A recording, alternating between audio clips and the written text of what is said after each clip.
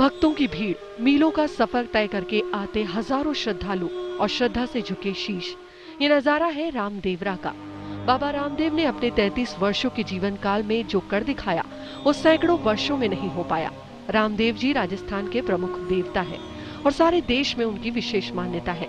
राजस्थान के जनमानस में 5 पीरों की प्रतिष्ठा है, जिनमें बाबा रामसा पीर का विशेष स्थान है। रामदेव जी पश्चिमी राजस्थान के पोकरण नामक प्रसिद्ध नगर के पास रूणीचा नामक स्थान में भादो शुक्ल पक्ष दूज के दिन विक्रम संवत 1409 को अवतरित हुए।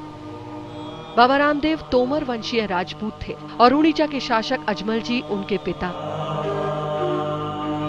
संत रामदेव जी ने संसार में व्याप्त अत्याचार, आपसी द्वेष, छुआछूत का विरोध कर अछूतोद्वार का सफल आंदोलन चलाया। बाबा रामदेव जी को सभी प्रकार के भेदभाव को मिटाने और सभी वर्गों में एकता स्थापित करने के लिए जाना जाता है।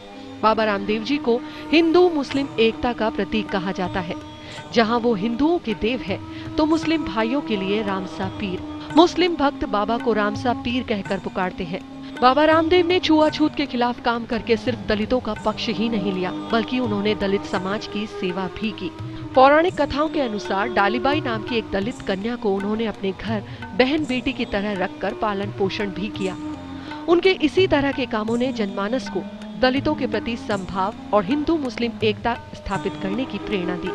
बाबा रामदेव पोकरण के शासक भी रहे, लेकिन उन्होंने राजा बनकर नहीं बल्कि जन सेवक बनकर गरीबों, दलितों, असाध्य रोगग्रस्त रोगियों और जरूरतमंदों की सेवा भी की। यही नहीं, उन्होंने पोकरण की जनता को भैरव राक्षस के आतंक से भी मुक्ति दिलाकर जनमानस की आस्था के वो केंद्र बने।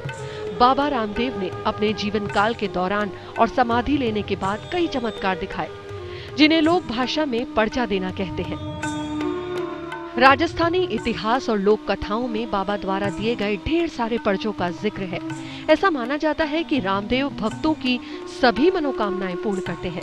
बहुत से लोग रामदेवरा में मन्नत भी मांगते हैं और मुराद पूरी होने पर कपड़ों का घोड़ा बनाकर मंदिर में चढ़ाते हैं।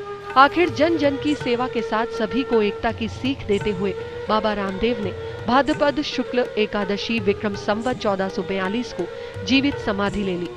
समाधि से पहले रामदेव जी ने अपने हाथ से श्रीफल लेकर सब बड़े बूढ़ों को प्रणाम किया और सब ने पत्र पुष्प चढ़ाकर रामदेव जी का तन मन धन और श्रद्धा से अंतिम पूजन किया।